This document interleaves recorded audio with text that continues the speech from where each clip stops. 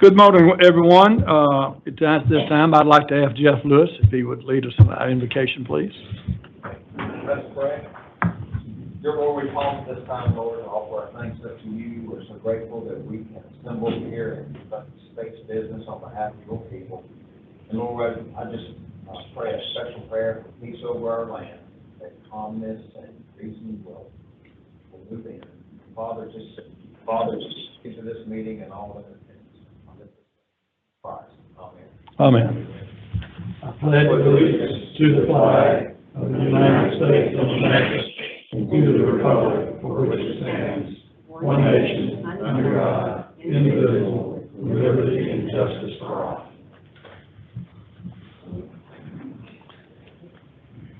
Good morning and welcome to everyone. At this time, I would ask Kristen to do the roll call, please. Yes, sir. I will go by congressional district, starting with Congressional District 1, Ms. Purcell. Present. 2, Ms. Williams. Here. 3, Mr. McIntyre. Present. 4, Mr. Brown. 5, Ms. Key. Present. 6, Mr. Stoner. Present.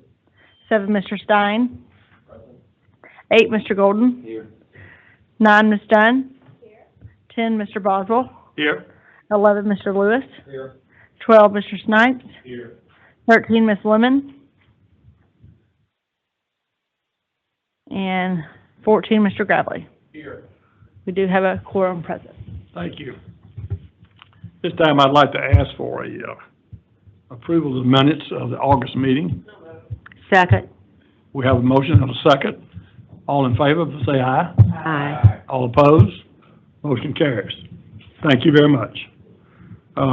This time, I'd like to ask Albert Shelby to come forward. Good morning, Mr. Shelby. Good morning, Chairman Boswell, Commissioner, members of the board.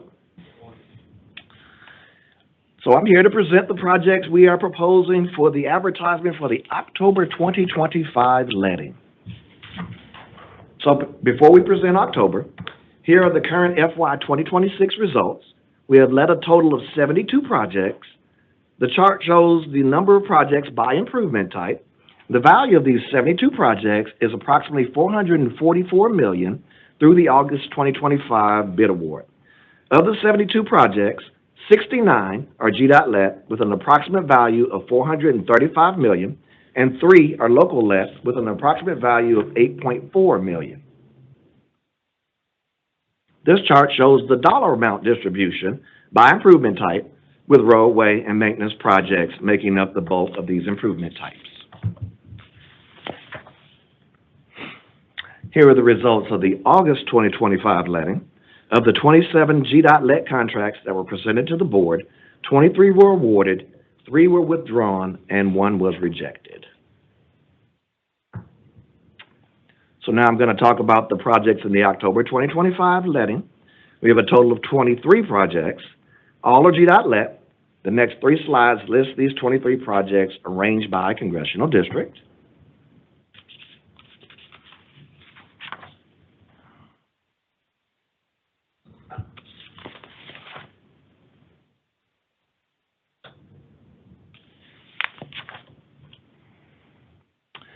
So as you can see with this slide, we are letting a variety of projects throughout the state to address maintenance, bridge, and safety issues. The first 2 highlighted projects will upgrade the existing lighting system along I-20 from HPS to energy-efficient LED fixtures. The scope of work may also include replacement of poles, conduit, missing wires, and/or moving existing service points. These projects are part of the carbon reduction program in preparation for the FIFA World Cup in 2026. This next project reconfigures the complex intersection cluster of State Route 3, which is Northside Drive, 14th Street, and Hemphill Avenue to streamline traffic flow and enhance signal timing flexibility.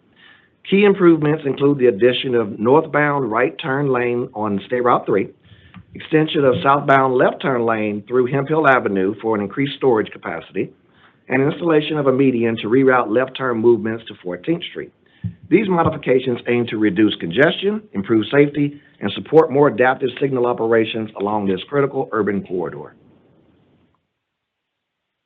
This next project will resurface I-75 from the Florida state line north to State Route 38 in Lowndes County for a length of 17 miles.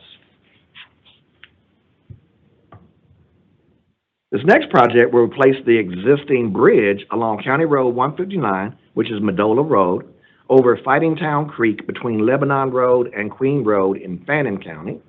The existing rural two-lane bridge will be replaced with a similar rural two-lane bridge on its current alignment that meets current standards. The project will utilize an off-site detour. The existing bridge was constructed in 1956, which is 69 years ago. And here's a ground view of that bridge to be replaced.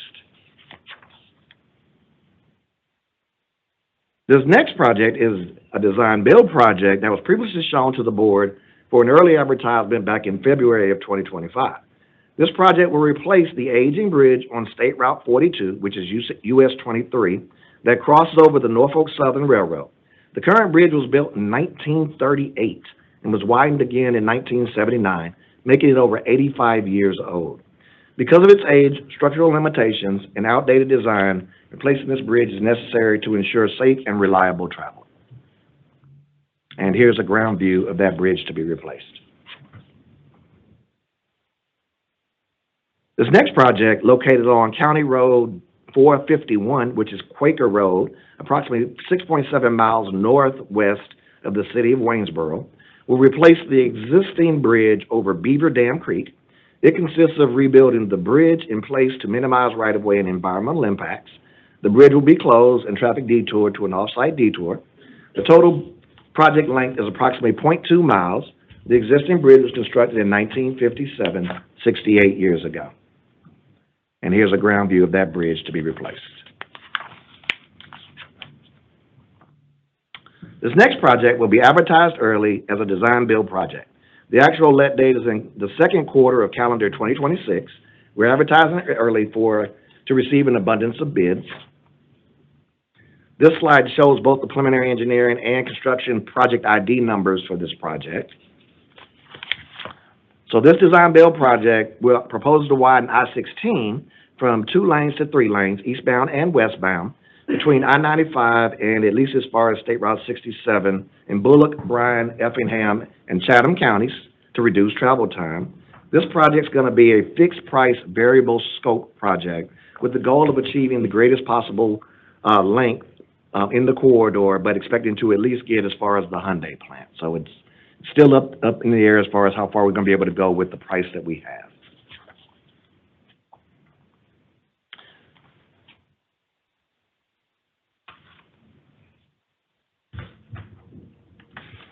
Good morning, Chairman. Good Members morning, of the sir. board. Let's see. I'm here to present the TIA project for the October 2025 letting. We are letting a portion of the Homerville bypass. It's actually a bridge replacement in the bypass in the southern Georgia region, Congressional District 8.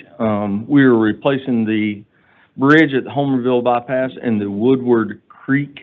And this bridge is approximately 130 feet long. We're going to raise the elevation and lengthen the bridge just a little bit. This project is also a great example of how TIA can work with the locals to divide a project up, so to speak. We're going to let the bridge portion, and the locals are going to come back and resurface the bypass once the bridge gets started good in construction. Thank you, Kenneth. So we have 23 projects proposed for the October 2025 letting, all of GDOT lets. This chart shows the distribution by improvement type. The estimate of the projects in the October 2025 letting is approximately $150 million. This chart shows the dollar amount distribution by improvement type. And I ask for your consideration for approval of the proposed projects presented for the October 2025 letting. I have a question. Yes, ma'am. Direct it to Commissioner. Albert, you showed 2 pictures of 2 bridges that sort of made it stand out for me. And then Kenneth mentioned raising the elevation of another bridge, especially that bridge that goes over Norfolk Southern Rail. or the bridge over it looks like a creek, but we now know what creeks become during a flood. Will we automatically engineer for a raising of those elevations of those bridges to allow for future expansion of rail, the stacked carts, or for potential flooding? Yes, on rail bridges, we accommodate for double stack, and usually railroads require double track even if it does not exist. So, and then we ultimately, railroads desire that we actually span their entire right-of-way, if at all possible, and that certainly drives cost way up because your beams get much bigger. But yes, we do accommodate that. And then for bridges, we do have to do hydrology on every bridge to be compliant, and we comply those with different flood elevations to make sure that we're providing a long-lasting structure that accommodates what's required from the floodways on streams. Mm-hmm. Yes, ma'am. Albert, in terms of the Northside Drive project, Yes, ma'am. well, last night, actually, I was at a meeting at Gas Hospital again about that project. We're doing sidewalks. We are. As part of that. And we will receive an official request to extend that all the way to the Castleberry Hills area with sidewalks. Send it to me. Yeah, I had shared. Probably outside of our environmental APE, but we'll take a look at it. Yeah, I'd shared that, there was some unique situation, they weren't buying any of that. They were buying nothing. Okay, so just be aware. Snipes? Albert, going back to the I-16 widening project, I just want to make sure I understand, because I got a feeling this will be a topic of conversation in my area of the world. My simple take of what you said is, though, we're going to start at I-95 3-laning until the money runs out. Correct. Okay, and we're hoping we get all the way to Georgia Highway 67, but we definitely are going to get US Highway 280 at Hyundai. Is that fair to say? Okay. Well, let me clarify that, Mr. Snipes. We're confident to get to 280. We know we will not get to 67, but we believe we might could get west of 280. Understand. But it's the same approach as we will have biddable segments, and whoever bids the furthest distance for the price that the funding we have is the winner. And to get the additional funding to extend it all the way out to 67, is that going to be federal, state? Kind of how does that fit together where we ultimately want to get there? Because it's a big topic of conversation in the state. This is being done with state funds. Okay. And we're having conversations, and we'll talk to you offline about, again, from 280 to 67 is probably somewhere in the $700 million range. Thank So you. we'll talk about it. Yes, sir. Thank you, Albert. Any other questions? Not, I'd like to ask for a motion. Motion to pass. And a second, please. Second. I have a motion and a second. All those in favor say aye. Aye. All opposed? Motion carries. Thank you. Thank you, Ms. Shelby. Mr. Markham, good morning. Morning, Mr. Chairman, Commissioner, members of the board. Pleased to come before you this morning with proposed revisions to the construction work program. This month I have one set of revisions for you. I'm coming to you the first time for review. It's one project in addition to the program, a bridge project. You can see it on your screen here. I'd be happy to take a question, or otherwise I will come back to you next month for your consideration. Any questions? Thank you, sir. Thank you. Mr. Commissioner?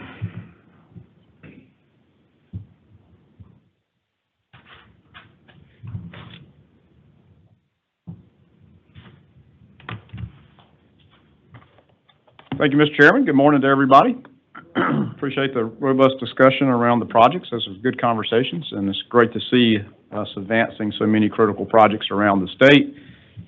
We will deputize Tim Golden to be the project manager on the I-75 resurfacing in case anybody ever goes to Florida.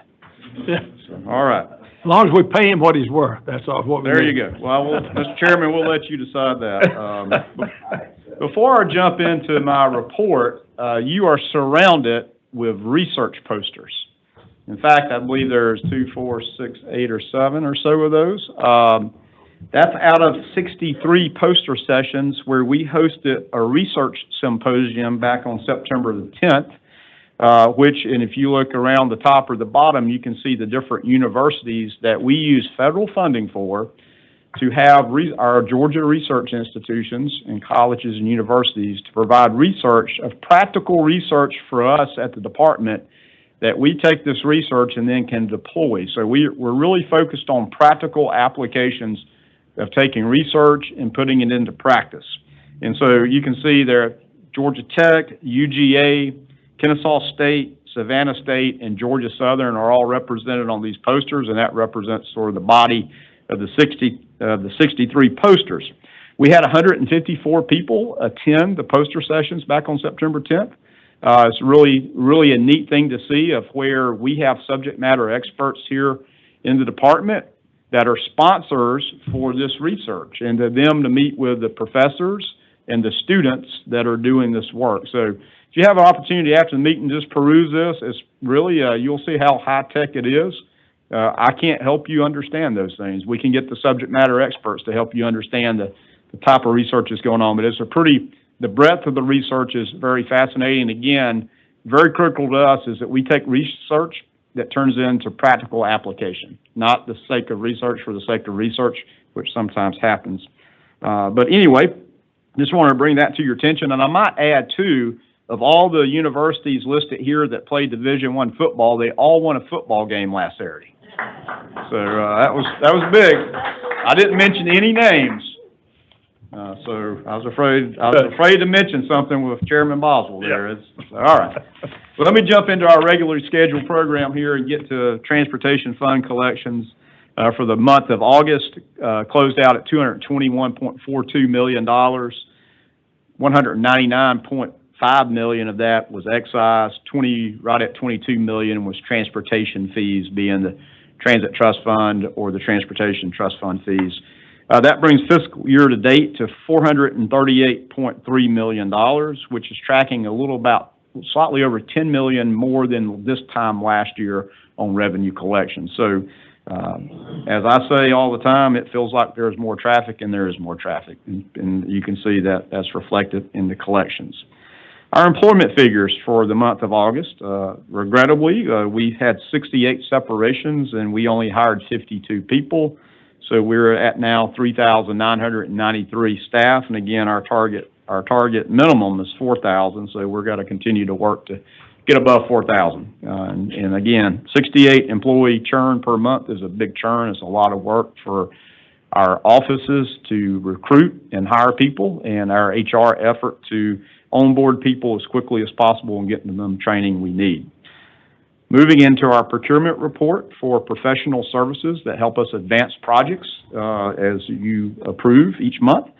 We had 171 contracts totaled a little over $104 million, bringing fiscal year to date to 398 contracts that have been executed, valued at $225 million. All right, let's jump into a couple projects that highlighted or opened to traffic last month. And we'll start in Congressional District 2 and 8 in Daugherty and Worth counties, which is our GDOT District 4.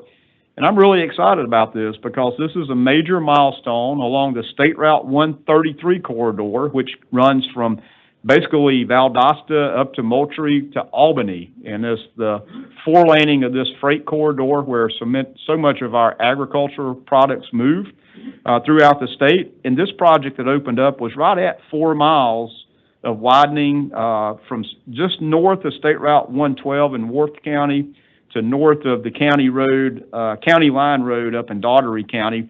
So this is the 4-lane section just south of Albany. Where the 4-lane ended south of Albany, this gets us another 4 miles down toward the south. The contractor was Oxford Construction Company, opened to traffic on August 18th. It represents a $41 million investment for a little less than 4 miles, to give you some perspective in cost. There's 2 other segments of 133 that are actively under construction.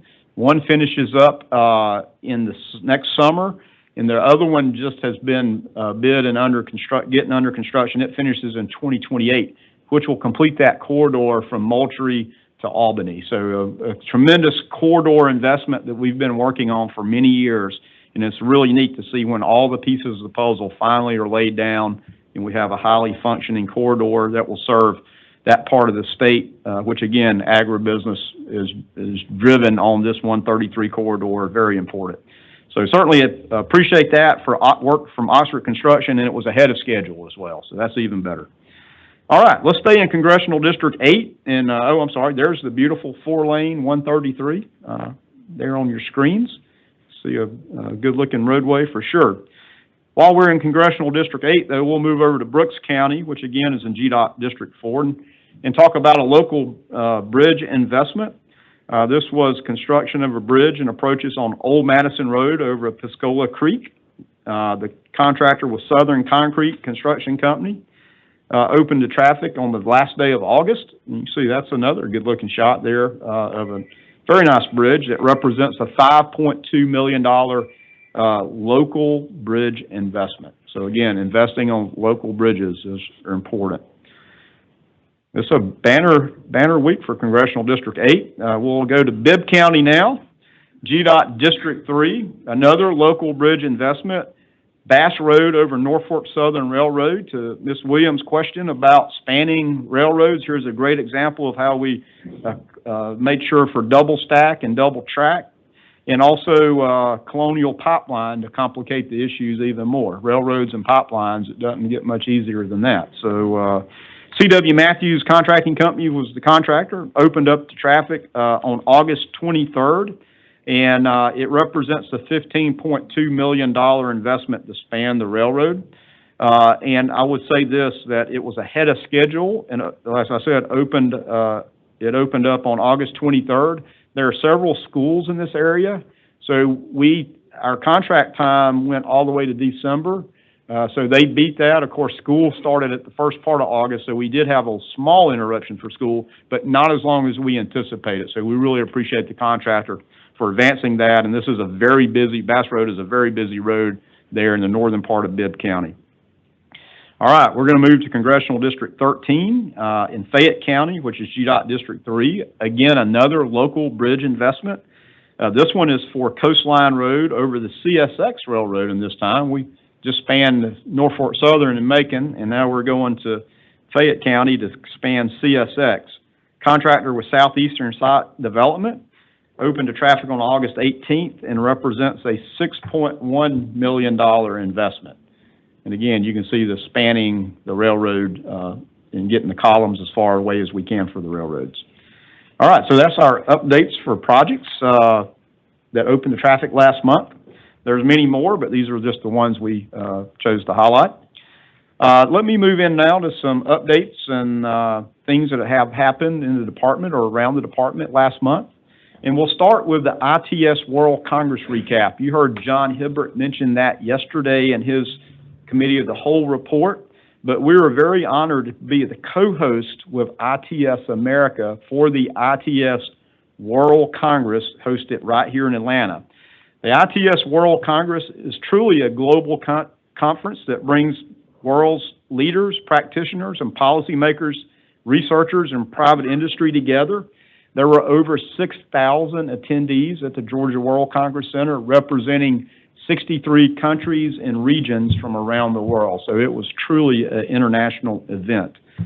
One of the highlights we were very proud of was what we call the Day One Deployment District.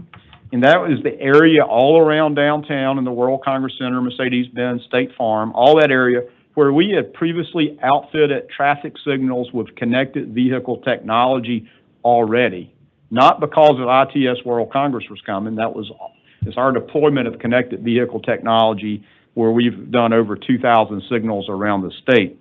And so the Day One Deployment District was allowing other companies to basically sit on top of our software and our vehicle communications information to do demos, real-time, real-world demos in live streets, not in a parking lot, not in a not in a controlled environment, but to real-world applications. And it was really neat because we were one of the demos ourselves with our GDOT vehicles with basically a laptop or an iPad, a tablet in the car that showed you the signal information, pedestrian information. We actually used a Hero vehicle that we outfitted as a school bus, and when the Hero turned on its yellow lights to begin to stop like a school bus does, you got the message in the car, and then when the Hero unit stopped as a school bus with red lights and stop sign out, you get the red light in the car that you've got to stop. And so this is all real time. And again, other things like the pedestrians, we have outfitted. You heard LiDAR yesterday in the drone presentation. We have LiDAR at a couple of signals there on Northside Drive because of all the pedestrians for the different events at the Mercedes-Benz. We were able to see that pedestrians were in the crosswalk before you visually could see it because it showed up in the car, there's pedestrians in the crosswalk. And so those are real-world applications. And we had over 350 people ride in the GDOT vehicle over the 4 days or so to see this real-world practice. And one of the things that was the most awesome, that who took the rides, if you look at the bottom right photo there, the tall guy on the left, next to the good-looking guy, is Sean McMaster, who is the Federal Highway Administrator. And not only that, we also had Principal Deputy Secretary for Research and Technology, Michael Halem, ride, as well as the Assistant Secretary from USDOT for Strategic Initiatives, Shaj Umer, to all ride, and plus other Federal Highway and USDOT officials all took a ride. In fact, Michael Halem wanted to do another lap. He made one lap, said, we need to go again. And so it made a huge impression on the Federal Highway and USDOT to see this real-world practical application that we've deployed like none other. This is the largest deployment in the nation. I'll claim the world because I'm not sure who can refute me this morning, but anyway, it's a huge deployment, but it's real-world practical application. And so you can see in that photo also Sabrina David from Federal Highway Division here in Georgia with other Federal Highway key staff at the headquarters level. So really great way to show off the great work we've done. Not only that, you can see in the photos, our staff were on numerous panels during the week. When I say numerous, probably 50 or more. I mean, it was just, everybody was on a panel. We had breakout sessions, and we also had the booth that you can see in the top left in the middle that John Hibbert showed yesterday, and thousands of people, international, come by our booth and to see all the great things we're highlighting that we're doing in the technology ITS space, but also, if you look closely, maybe it's in another photo, but we also highlighted our K through 12 safety education program, which got a lot of attention as well. So but before that and during that meeting, there's many things that happened. We were very honored to host ITS Australia. They came here on Friday before the event started on Sunday. John Hibbert, Alan Davis there took our counterparts from Australia, provided an overview of what we're doing, and then went out and actually looked at the technology of the signals and how it all works, and it was a great peer exchange. I don't know if they were more impressed with our technology or Chick-fil-A, but they loved both of them. And but not only did they get Chick-fil-A, John treated them to the Varsity for a real-world Atlanta experience. So we took care of our Australian friends. But we had other international meetings as well. We met with the Korean Expressway organization and to do a peer exchange of the technology they use on their express lanes and how they manage their express lanes. So Janine Miller and our team here, Mark Masternardi and Andrew Heath, and had many people of our team sit down and meet with our Korean counterparts that run express lanes to learn from each other. And also, you can see on the bottom, we were very honored. Alan Davis provided a presentation, and I was able to attend about a 3-hour session with ITS Taiwan to understand what the different cities in Taiwan are doing in this space as well, and another peer exchange. And so it was quite fascinating to be able to have an international presence. My words are good, but a video always does it better. So let's watch this video.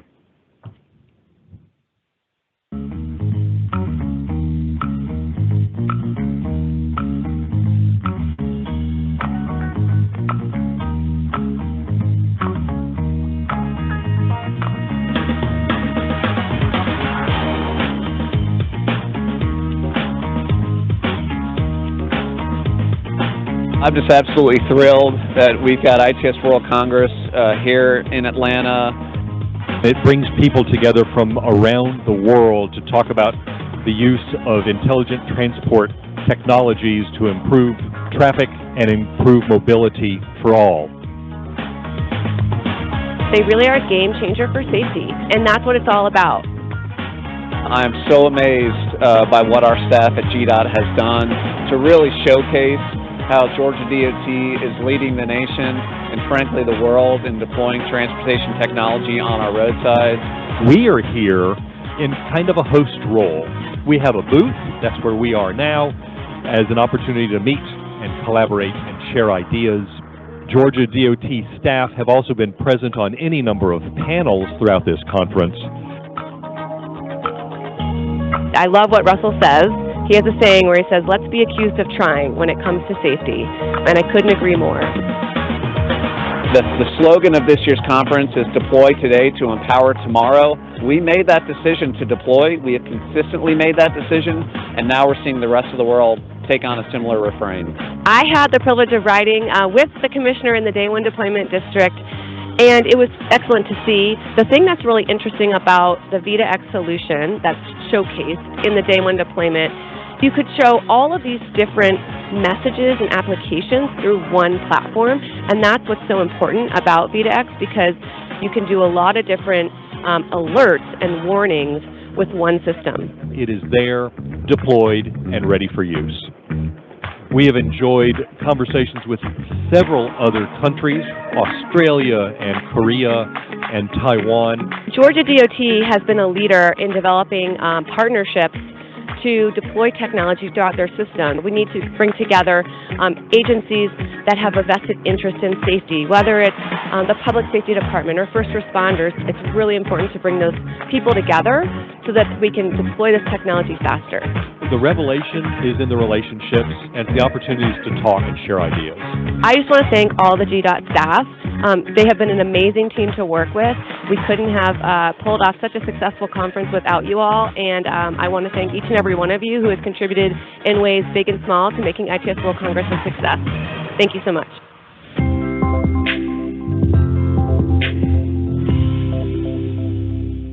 It's well done, and great to see how all that comes together to give you a glimpse of just how big this was and what a wonderful opportunity. I certainly want to thank Andrew Heath, John Hibbard, Alan Davis, and the whole traffic operations team for their hard work, manning booths, standing up all day at the booth is busy, and your sessions, and it was just a great opportunity. We had so many people to participate. Certainly great for our staff to see truly an international conference and what's going on across the world so that we can continue to lead and innovate. And also, again, just it was super impactful for USDOT and Federal Highway to ride around and see this in practical applications. If you'd like that ride around, see John. We can actually do that for you maybe next month when you're up, and we can show you what this technology is. Some of you might have done this before, but it's really impressive to see how real this technology is. And one of the things that ITS America is doing is trying to advocate to the auto manufacturers to put basically a $200 radio in the car that would make this attainable on your infotainment center, your dashboard. It's pretty low cost to deploy this technology, which is all about safety. So let's stay, we'll move off the ITS World Congress. I gave you the update earlier about our head count.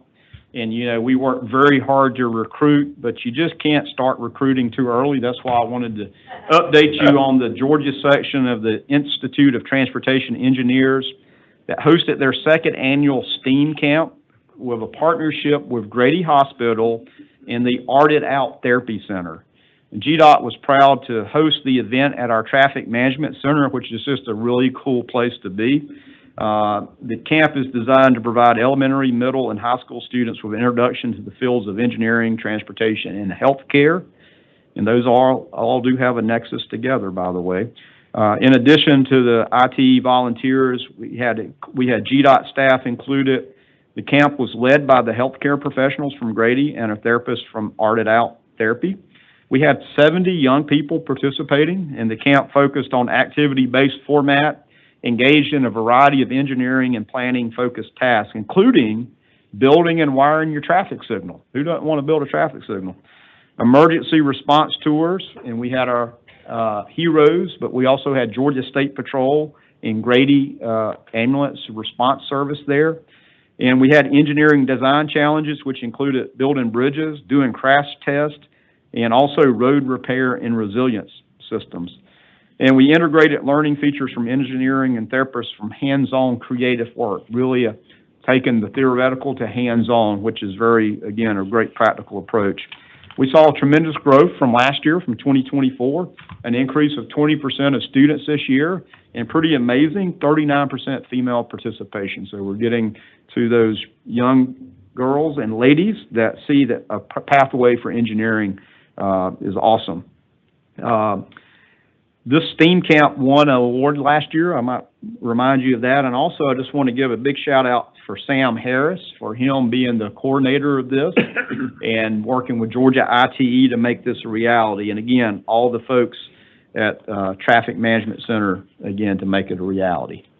So let me move into my next item. There's a saying that says you cannot over-communicate. And that's probably, to have this on my agenda today is probably a good day to do that. We have a little traffic issue this morning that you might be aware of on the downtown connector as we pave the busiest roadway in Georgia.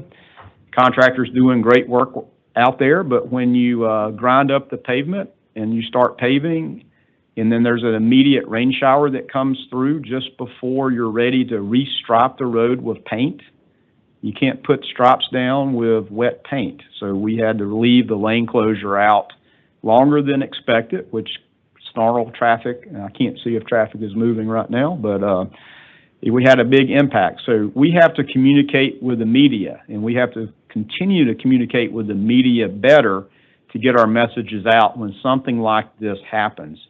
And so last month, communications is always trying to improve and do better and focused on excellence.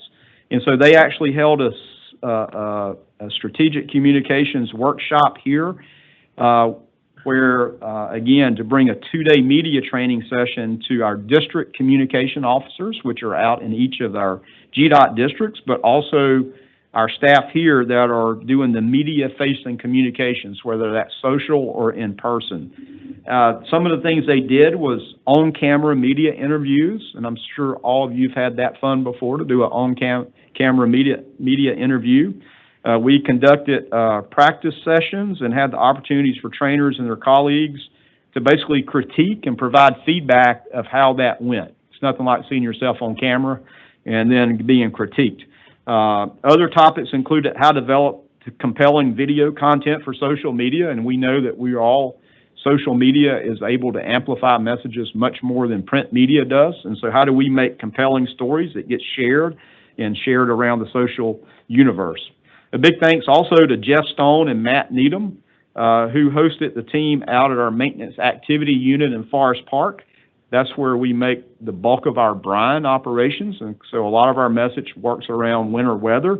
And so they were able to, again, show our staff how this works, which better enables them to communicate what it is we're doing when it comes to brine applications. So again, it's really great that we continue to do this. I appreciate Scott Higley and the team. You can see, again, trying to improve and continue to provide learning opportunities for our staff to better communicate. Okay, today's going to be 88 degrees in September. Pretty nice. But we're preparing for winter weather. We already started preparing. In fact, as we do every year, we do our winter weather dry runs where we bring all our staff together with equipment, and we work very closely here for our Metro Atlanta weather plan, which includes District 2, 3, 4, 5, and 7. Again, when there's a winter weather event for Metro Atlanta, it's an all-hands-on deck to bring the staff here.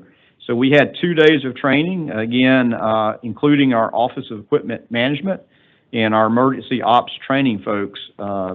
Emily Fish and the team, Brandon Clayton was here yesterday giving your asphalt paving preservation presentation. That's a mouthful. But again, we brought in people so that they know their assigned routes. You saw those churn numbers of personnel, so we have new personnel. We need to make sure they know the routes they're going to cover. Often the Tifton District does Metro Atlanta, so they need to know where the salt barns are, where's the brine locations, where's the routes that they drive to work the plan. And so great to have them doing that, and we had a lot of participation, as you can see, and that's what it takes. Continual training, continued preparation, so that when bad things happen, we can respond.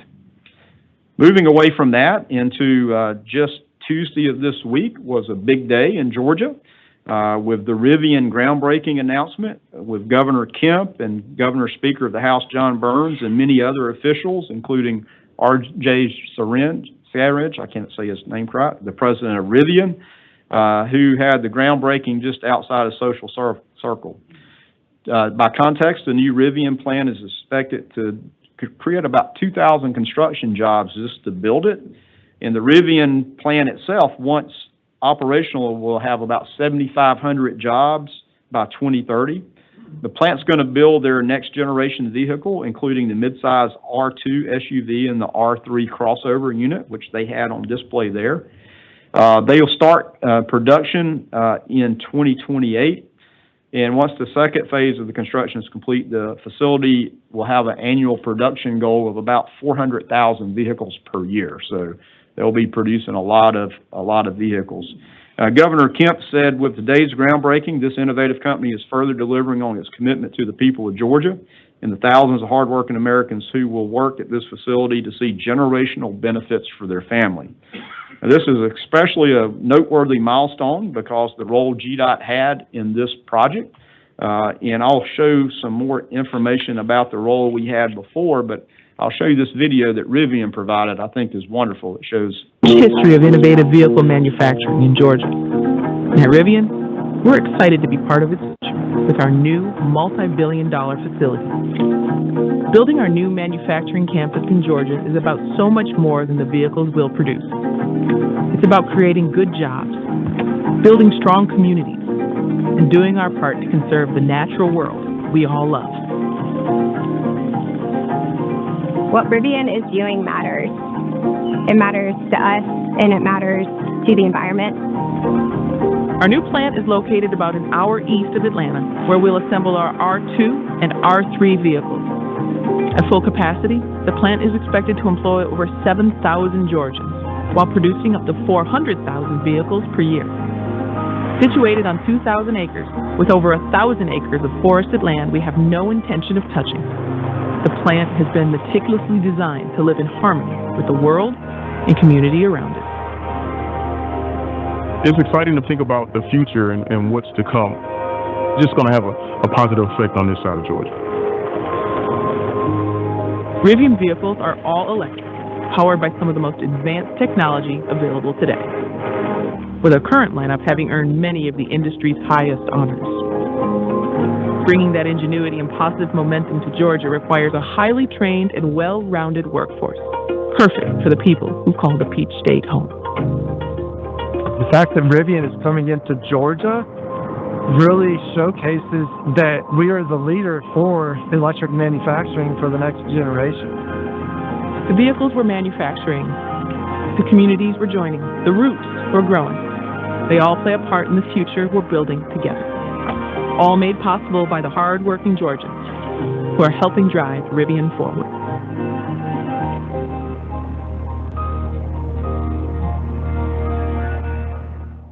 And so just as pretty neat, you know, as we were coming back from the groundbreaking, that, you know, we had a role to play, just like we did with Hyundai, to build a frontage road, upgrade an existing interchange, and build a new interchange, which will actually be completed by the end of this calendar year ahead of schedule.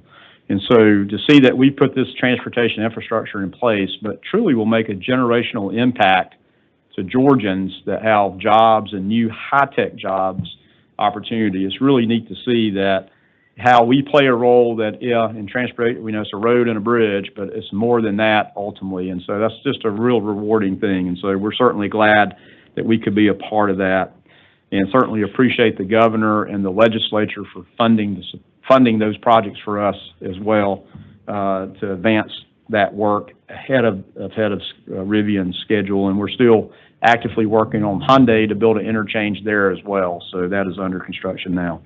Mr. Chairman, that concludes our lengthy report. I'll be glad to entertain any questions or comments.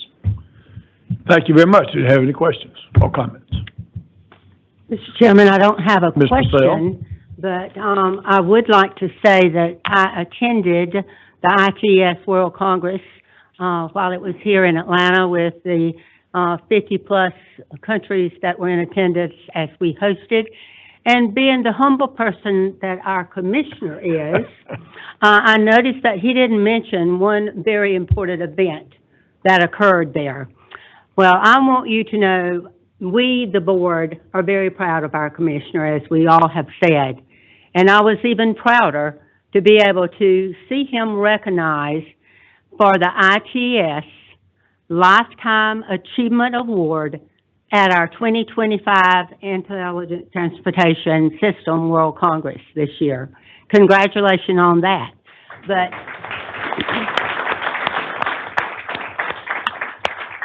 in addition to that, he was also recognized because he was elected to the ITS World Congress Hall of Fame. So congratulations to you. Thank you. You're welcome, and congratulations. I mean, that's phenomenal. That's all deserved because of the hard work of so many other people, not for me.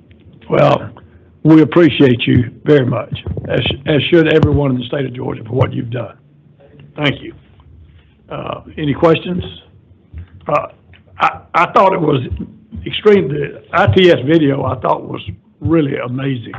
It's hard to comprehend what's going on in the world with all this, what they're doing with technology or whatever. So I think it's amazing, and I'm glad I'm here to see it.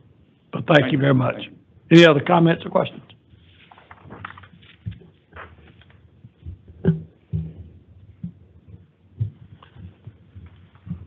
Next, I'd like to have our committee reports. Ms. Dunn, start with you. Okay. The Intermodal Committee convened on September 17th, 2025 at 1:30 p.m. Board members present included myself, Stoner, Williams, Boswell, Golden, Purcell, Stein, Lewis, Snipes, and Gravely. Our first order of business, Michael Gimbroni, our Aviation Technology Manager, provided an overview of the department's Uncrewed Aircraft System program. He highlighted the program's growth since launching in 2016. The presentation reviewed the program's history, growth in missions and staffing, expanded applications across GDOT, and plans for continued integration and innovation. In fiscal year 2025, 420 missions were flown across the state, delivering critical data in a safe and effective manner. The Division of Intermodal is focused on scaling the Uncrewed Aircraft System program in a sustainable way, ensuring this technology delivers value well into the future. There were no actions taken in this committee, and our committee adjourned at 2 p.m. This concludes my report. Thank you, Ms. Dunn. Mr. Snipes, the Legislative Committee? Yes, sir. The Legislative Committee convened on September 17th, 2025 at 2:01 p.m. Board members present included myself, Ms. Purcell, Mr. Grafley, Ms. Dunn, Mr. Lewis, Mr. Golden, Mr. Stoner, Ms. Williams, Mr. Stein, and Mr. Boswell. Josh Waller, Director of Policy and Government Affairs, provided a federal update to coincide with the close of the federal fiscal year. Josh noted that Congress is likely to adopt a continuing resolution to extend current federal funding levels until mid-November. Finally, Josh underscored that September 30th this year will mark the one-year countdown to surface transportation reauthorization and highlighted a few of the key considerations. No actions were taken in this committee, and the committee adjourned at 2:10 p.m. This concludes my report. Thank you, Mr. Snipes. Next, Ms. Williams. Thank you, Mr. Chair. The Property Utilization Committee convened on September 17th, 2025 at 2:11 p.m.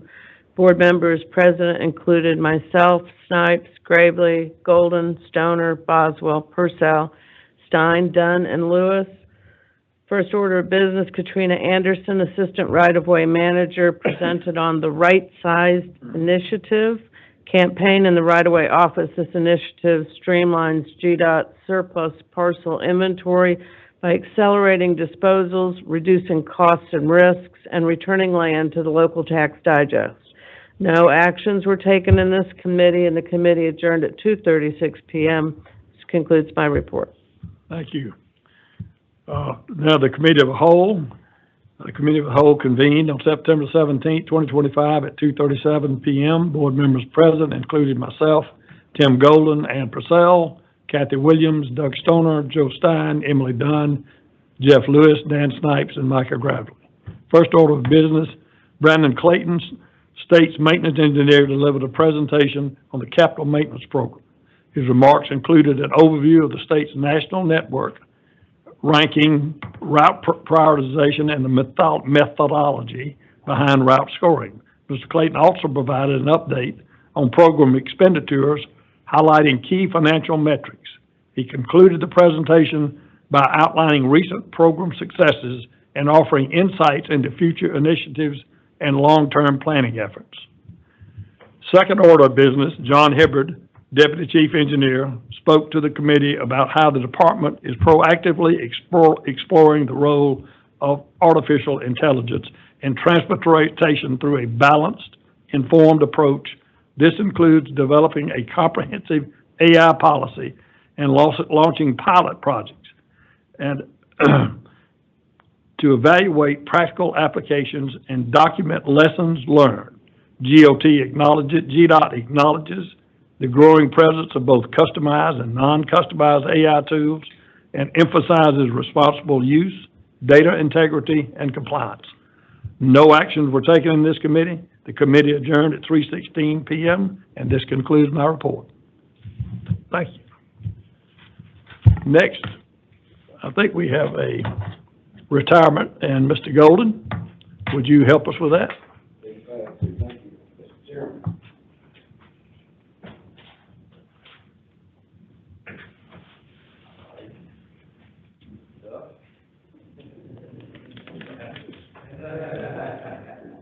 Yeah, I'm hesitant to come up here. I don't want to really do this.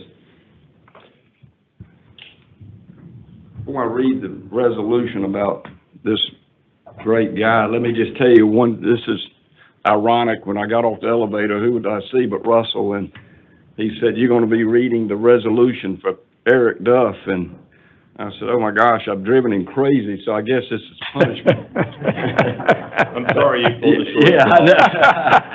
But no, it's so fitting. This as I'm sitting at the seat, he didn't know. I don't guess you knew I was reading this. What did he do, Russell, but bring me another report on history, the history of railroads in Georgia. I mean, it's just typical, and I really appreciate all you've done, Eric, for me personally. Ann, or Annie as we know her, and I were talking about you last night, and gosh, all the things you've done, not just for our districts, but for our state. We're so very, very grateful. Also, Joe Stein and I were talking last night, and he brought up Warren Buffett, and Warren Buffett's always been one of my heroes from investments. And if you look at investment magazines and Value Line and Morningstar and all the rating agencies and rating magazines and reports, they all talk about management. They talk about people and how important it is. And GDOT excels with wonderful people. but nobody's exceeded as well as Eric Duff. If Morningstar was rating him as far as from rating from poor to exemplary, he would be exemplary. You gotta make me cry. Well, don't do that. We might both break down. But Eric has led this department, as I said, with so many things. He would be exemplary. That would be, he'd get the highest rating. Has done such a wonderful job for so many things, not just in environment, but from history. And I'm a history nut, and so we gelled very quickly. But I am very, very grateful, Eric, for all you've done. Thank you. With that, let me see if I can read this resolution and get through it without neither one of us crying. But whereas Eric Duff is retiring from the Georgia Department of Transportation after 31 years of dedicated public service in the Georgia Department of Transportation's Office of Environmental Services, known as OES, working to improve efficiency of the state's compliance with environmental regulations. And whereas Eric began his career at the Georgia Department of Transportation as staff archaeologist in 1994, where his unwavering commitment to responsible environmental stewardship and dedication to the people of Georgia led to his rise through OES as archaeology unit manager, cultural resource section chief, and assistant state environmental administrator. In 2016, his track record of success resulted in his appointment to state environmental administrator, assuming leadership of the office of OES. Under his stewardship, OES attained an extraordinary number of environmental achievements and serves as a highly successful example to other state DOTs across the country. Whereas in 2017, Eric developed the department's first Highway Administration Programmatic Reevaluation Agreement, it's a mouthful, and in 2019, he oversaw the development of interagency programmatic agreement to streamline project review under Section 106 of the National Historic Preservation Act. This programmatic agreement improved efficiency by providing a more predictable, transparent review process of projects that affect cultural and historic resources. That same year, Eric was instrumental in the creation of Georgia DOT's Interagency Office of Environmental Quality, which aimed to improve the quality of environmental documents by bringing together review personnel and state and federal agencies funded by Georgia DOT. Whereas in 2021, Eric highlighted his growing value to the department when he led his team to create the Joint Coordination Procedures and corresponding agreement. This agreement defined processes between the Federal Highway Administration, U.S. Fish and Wildlife Service, and GDOT to streamline Georgia's transportation projects while ensuring top ecological conservation outcomes. Whereas under Eric's astute leadership, OES continued to build upon its proven track record of innovating environmental review processes with the development of 2 historic agreements in 2024. The BAT Programmatic Agreement and BAT Conservation Funding Agreement combined to save the habitats of endangered bats across all 159 counties in Georgia and streamlined the transportation project delivery process. With Eric's guidance, these historic agreements set a new standard in incorporating environmental stewardship in planning and project development.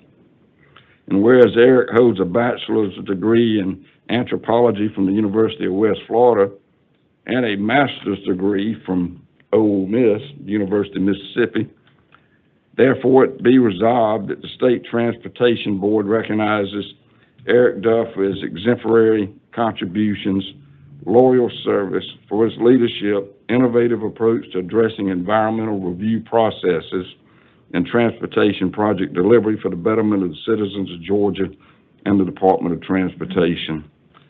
You know, there's one thing before I finish this that's missing is all the American History Awards Eric has received for all the incredible documents you've produced through the years. That is a point of personal pride, but I think a point of pride for all of this department. In finishing, be it further resolved A copy of this resolution shall be spread upon the minutes of this meeting. A suitable copy presented to Eric Duff in his honor and recognition of his retirement from the Georgia Department of Transportation after 31 years of dedicated service to the state of Georgia and to this department. Adopted this day, the 18th day of September 2025, approved by this board. With that, Mr. Chairman, I would like to put that in the form of a motion. I have a motion. Have a second? Second. Thank you. Thank you. All approved? Aye. Thank you very much. Eric, thank you and congratulations. Appreciate it.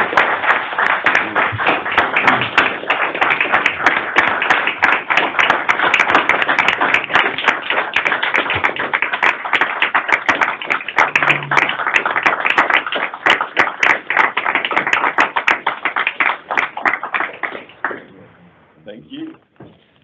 Mr. Duff? Right. Mr. Duff, I'd like to say one thing. Obviously, for what you've done for this department, if you look around the room, how many people are here to honor you? I'd rather not look back there to see them folks. They have been trying to get rid of me for the longest time, so. I don't believe that. And so, thank you, Chairman, thank you, Board, and thank you, Commissioner. You know, I think that there's some truth in that saying that even a blind squirrel finds a nut, and I'm the blind squirrel here. You know, 31 years ago, 5 months, this is a true story, that I had just graduated. You know, I'm an archaeologist.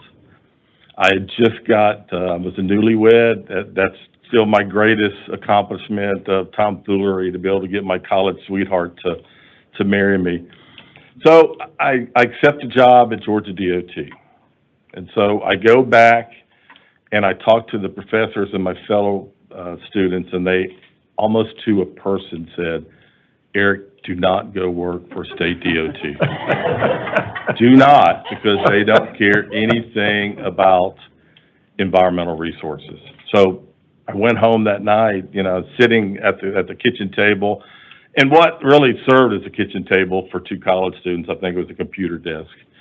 And I told my wife, I said, Janice, I think I've made a really bad decision. I was kind of distraught. And so, you know, the department wasn't necessarily getting very much out of me either. Just, I was very competitive, but just, I'm a boy with a shovel. That's about all you really got. Take me to the project area, let me out of the truck, give me my shovel, let me go find artifacts. And that was it. That was all you were getting for me. And, you know, I got here in 1994, right after the floods happened in Middle Georgia. I learned real quickly, you know, what the mission of this department was, how important it was to have empathy and the importance of customer service. Right after that, we went straight into the Olympics, and, you know, for those 2 years, I got to see collectively how a state worked together for that one big, huge moment. I got to present to the Native American Graves and Repatriation Act, a committee in Washington, D.C., and I can tell you, do you think I wanted to present to that committee? Absolutely not. But, you know, the department had a way of kind of getting you out of your comfort zone. You know, I'm the back of the back pew in the church kind of person, right? And so every time they got you out of that comfort zone, you know, you got more self-confidence. It gave me the self-confidence to be able to negotiate and consult with agencies and work with TRB and AASHTO at a very national level. I got to see through succession planning, I got to see how the best agency in the state ran itself and how we delivered projects. You know, I still consider myself a simple country archaeologist, but, you know, I got to learn about historic architecture. I got to learn about threatened endangered species, ecology, air and noise, engineering at that point. So, you know, those things were really, really important to me. You know, I got the privilege of working in the best environmental community in the nation, and that's right here in Georgia. You read all these things off. You know, it was an honor leading the department and the Office of Environmental Services. They are the hardest working office in this state agency, and there's never been a challenge that they have not been up to the task of getting done. So I got to give all the kudos to them. You know, I'm just a person sitting in a chair. They're the ones doing all the hard work, you know, and behind the scenes. And so everybody comes to me now and they say, Eric, thank you for your service. Thank you for your service. And for me, it's almost 180 degrees. You know, thank you, because the department made me. You know, they taught me, you know, so much. They taught me life lessons. You know, they taught me the importance of showing up every day. They took that competitive fire that I had and turned it into something that really made me want to achieve. At that point, they taught me resilience to face any challenge there ever was. So, you know, those are some lessons that I've passed on to my son. So the department made me. They took that boy with a shovel and made me to what I was. And so if I could go back 31 years ago, you know, when I was sitting at that computer desk that served as a table, you know, I would say, Eric, just relax. You know, the department, GDOT, cares a lot about environmental resources. But I would also say, you know, just relax and enjoy the ride, because you have made one of the best decisions you will ever make in your life. So thank you very much.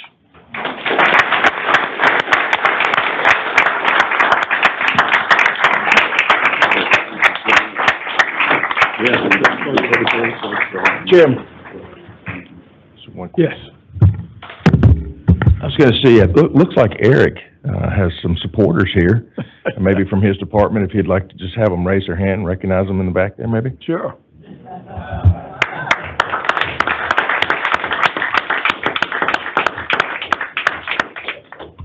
Well, he's been a blessing to the department, no question about that.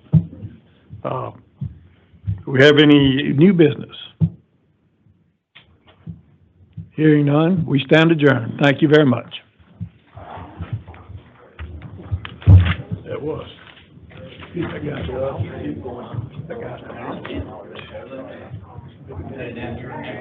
I'm sure of that.